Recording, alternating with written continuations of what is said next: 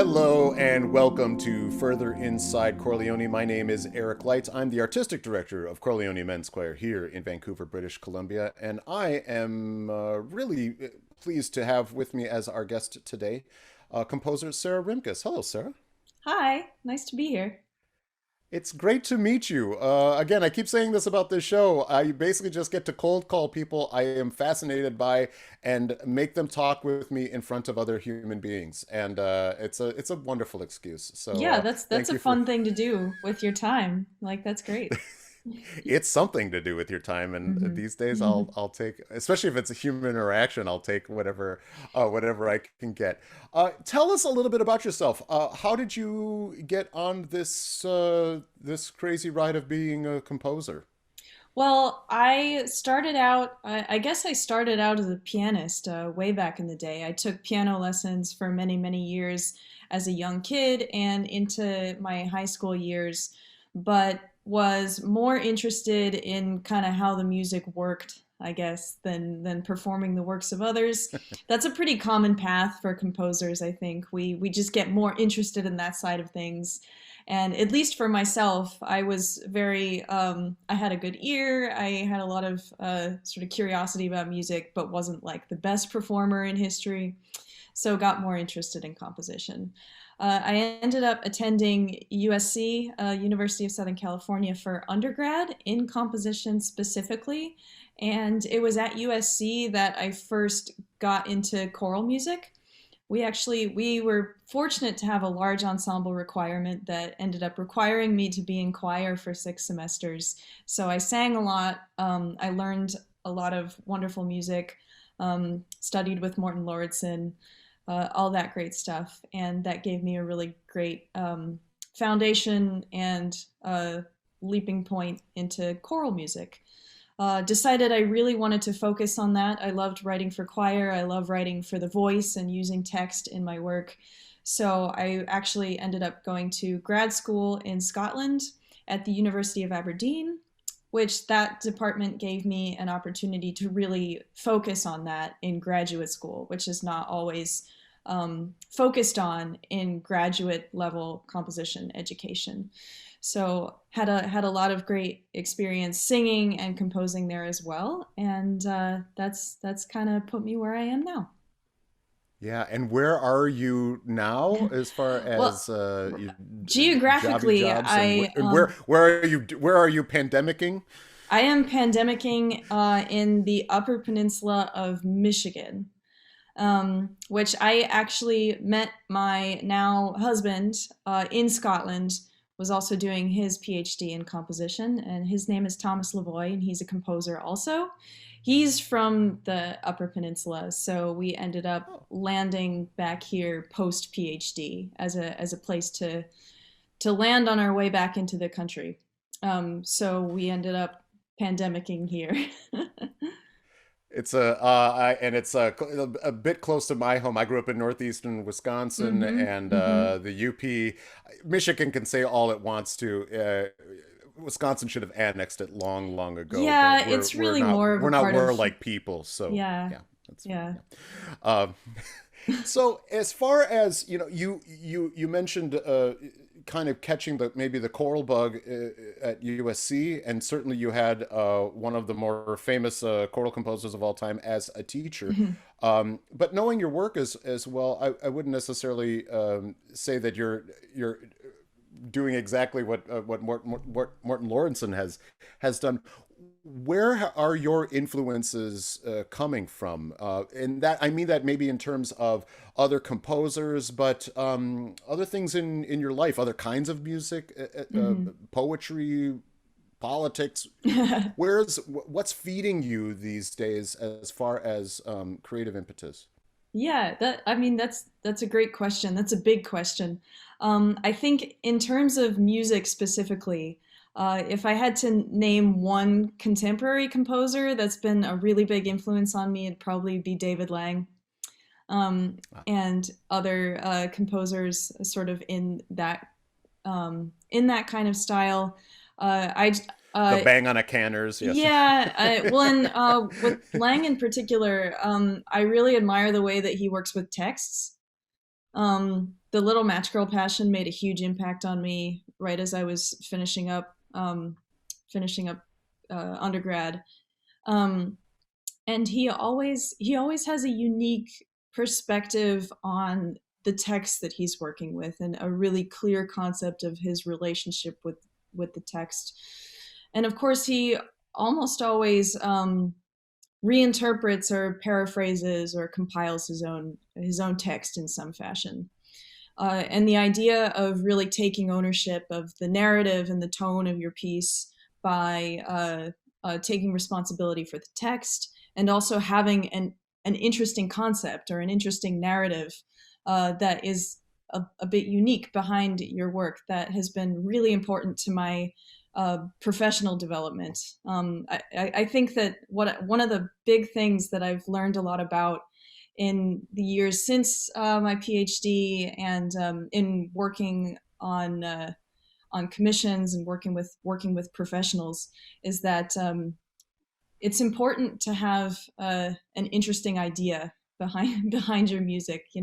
Having a strong command of harmony and texture and voicing and all these things is important too. But if there's not a strong idea or an interesting text there to back it up, it's less compelling. So working with text has made a big impact on me.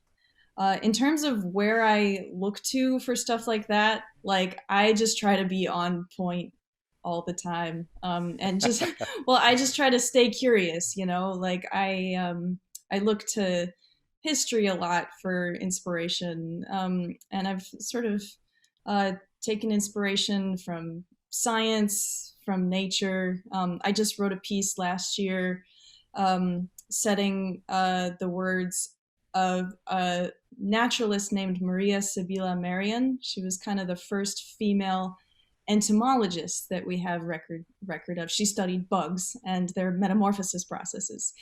Um, and so she wrote these beautiful descriptions of these insects that she'd studied, and made a lot of really amazing illustrations to go with them. So I discovered her through a documentary. I watch a lot of documentaries, and found these beautiful texts for this piece. So definitely always looking for interesting ideas and new texts that I can bring to the table. I think that's so interesting and important what you've said of as far as pieces having an idea.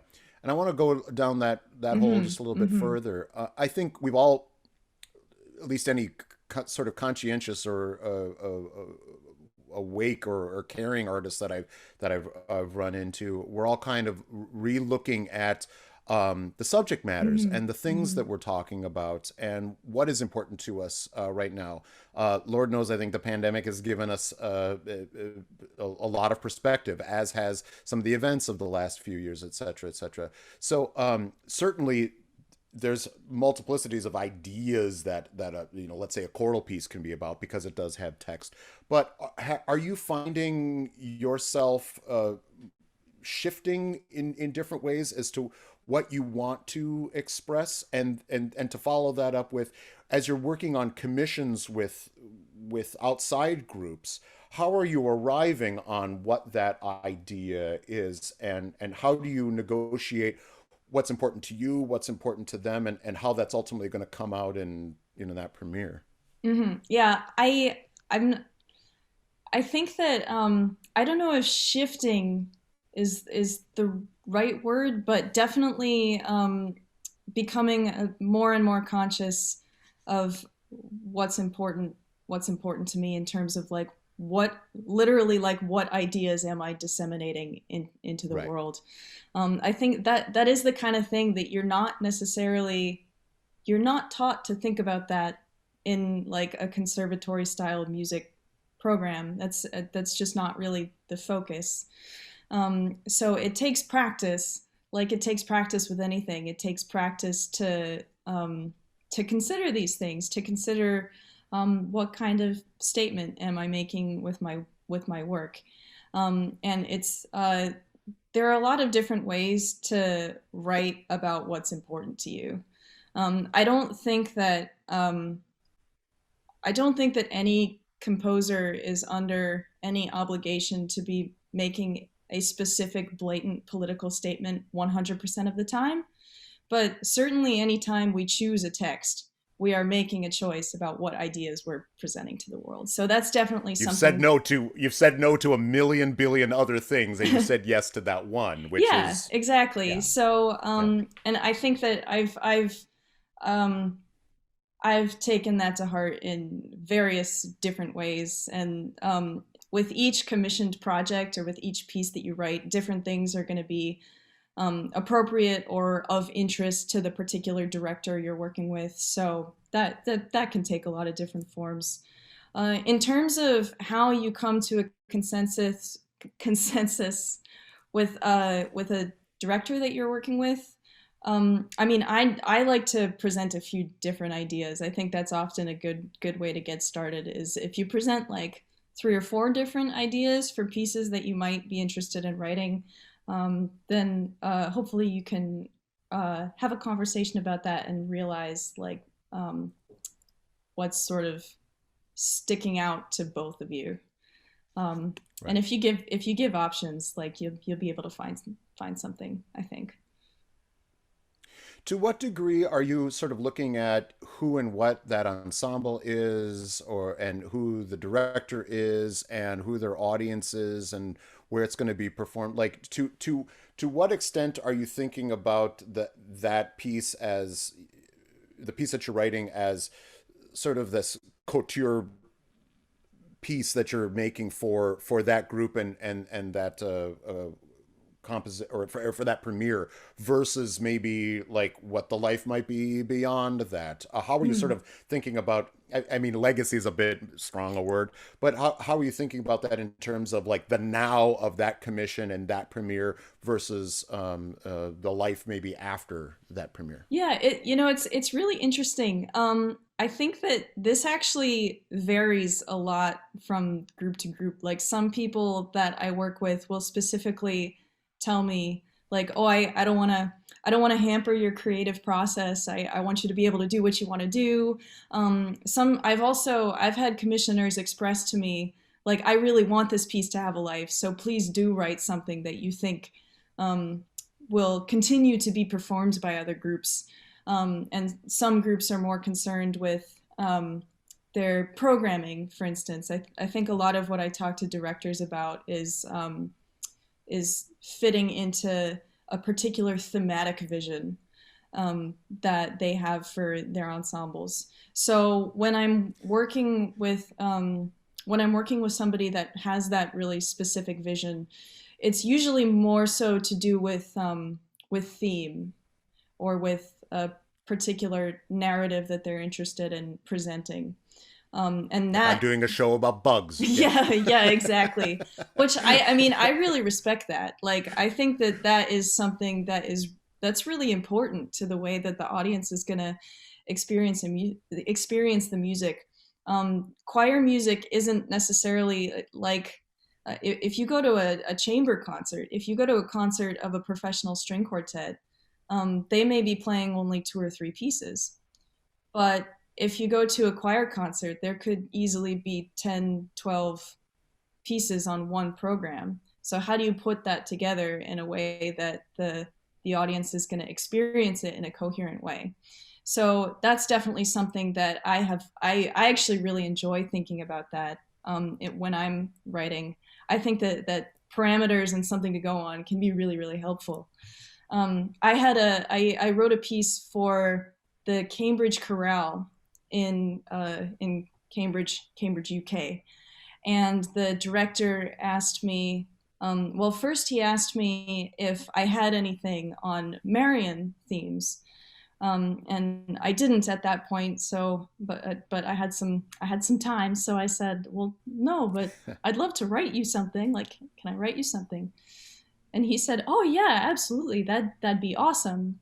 Could you possibly use the Ave Maria text and plain chant? And it's going to go on the program between Taverner's Mother of God, Here I Stand, and the Parsons Ave Maria. And oh, can the plain chant be in F sharp minor because the Parsons is an A?" Right. And I was like, "Oh, okay, that's very specific, but you know what? You I went know from what you this many want." choices to this. But Yeah. you know, I mean, the piece that I wrote, I still think is actually one of my best pieces. So I was quite happy with it. So I actually really enjoy considering theme and narrative and creating something that is going to be in line with what the ensemble wants the audience to experience. Are you one of those people that finds that the limitations set you free, or do you like to have a bit longer leash on what you want to make? Yeah, I kind of enjoy the limitations. Set you free is, I think, maybe I would describe it as give you confidence.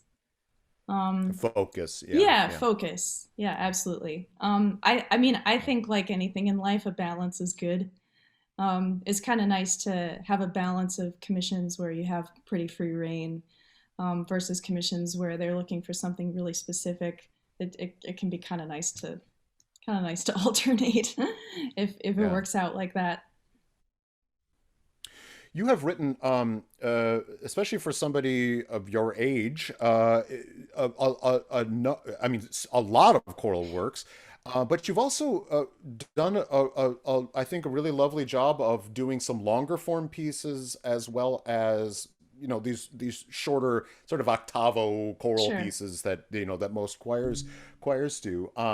First of all, um, what interests you about working in larger form or smaller form? What are the challenges, opportunities of each one of them, and is your approach a little bit different? I think that uh, um, I suppose that at this point, um, I'm very used to working in that shorter form just because that's what the majority of commissioning opportunities out there look like. You know, it's a lot more challenging to find a commissioned opportunity to write a piece more than about 10-15 minutes. Right. So I kind of I wish that I had more specifics to say in terms of what my approach to a longer form piece is. I just I feel like I haven't done it that many times. Um, I think the longest piece that I've written was 32 minutes. Um, and you know, for me, I start with the text and I start with harmony.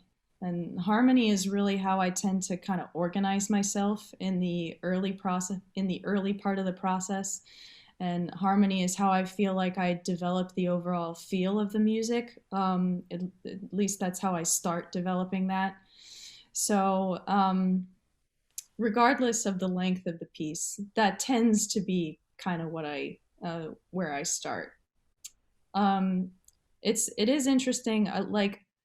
Um, I also do really enjoy writing instrumental music and writing for string instruments, especially. I wrote a number of pieces for organ.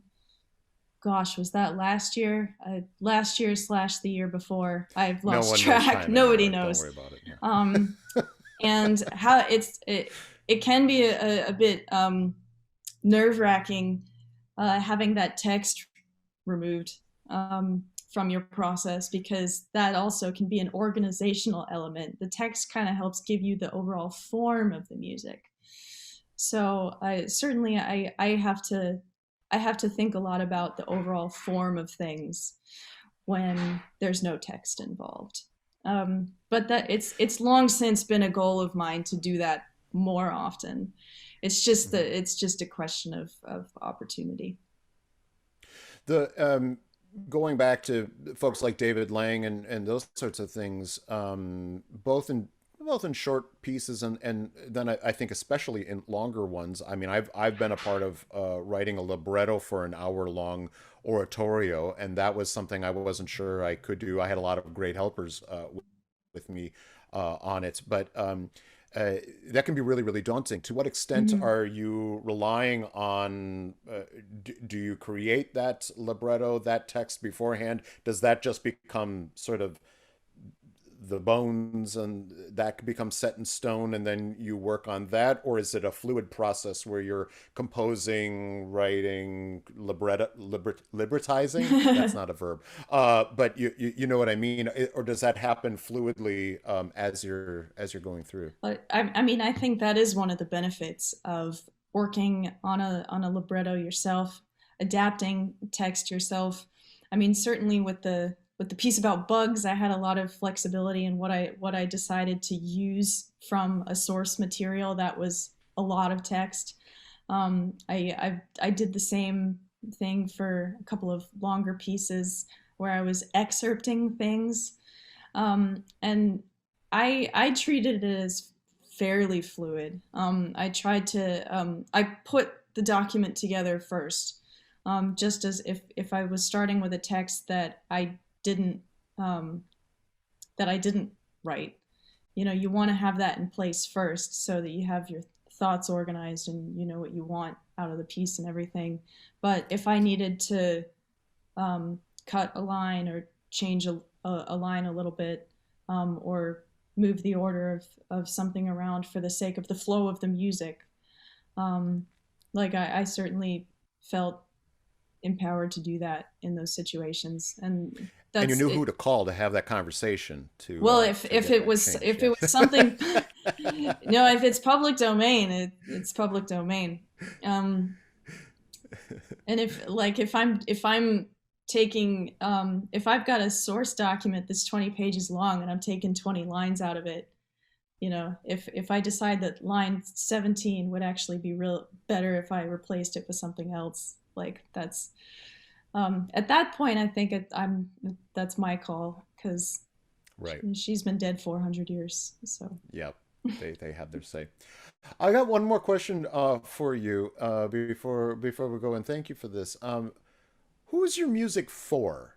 Who are you writing for? Or maybe a better or another way that you could answer that is, what do you think? Who is what? Who is music for? Especially this kind of art music, this choral music that we're talking about here. Who's benefiting? Who's listening to this? I think that I mean that is a interesting question. I think that what I often think about first is I think about the people that are going to be performing it. Um, and I think that performers are kind of our first line of communication uh, with the listeners, obviously, and the people that are most likely to have a really strong appreciation of of concert music are probably going to be people that have some experience performing it. Like that's just the most likely audience. Um, and of course, also the people that are literally performing my works. I want them to have a meaningful experience. I want to give them something that they can sink their teeth into, but that is idiomatic to the voice, that is feels good to sing, um, and that can give them a meaningful experience in their ensemble community. So that's probably the first thing I think about. In terms of like who is my listener, um, that I think that's kind of up to the world. It's interesting. I often kind of think about when I think about my music. I sometimes kind of think about, would my mom like this? Just because I do that too, and you I know know, my mom's watching this, like so I know. um Yeah. well, my mom's not a performer, my mom's not a musician, but she really appreciates music, and so she doesn't, it's not like she doesn't have a degree in music, but she goes to a lot of concerts, and she knows what she likes, and she's also up for hearing new things. So I feel like if I've created a piece that my mom gets it, then I've done my job, because I don't think that I don't want to write music that you have to have a master's in composition to appreciate. But also, if a particular listener isn't interested in being taken outside of their comfort zone, or isn't interested in having a little bit more of a of an in-depth experience, or not interested in hearing something new, then that's I can't do anything about that if they're not open to it. Right. So And what is that experience? If it's for, that for those performers, it's for your mom, and those people that are coming to the concerts. What is that experience that you said you wanted to have a meaningful experience? What is what would you hope that someone gets out of that, both the process and the outcome of the piece that you write? I would hope that the performers, that they get a sense of satisfaction from performing the piece. Like, I know that I often I end up kind of I write a little bit more challenging music, I guess, and I hope that, like I said, I hope that it gives them something to sink their teeth into. I the So I want them to have that satisfaction of performing something that may be a little bit challenging, or a little bit intense, I They guess. climbed a mountain and now have a vista to look Yeah, at. Yeah, something like that. yeah. And also, of course, I do want them to have that. I do want them to have that emotional connection with the text, or with whatever that core idea of the piece is.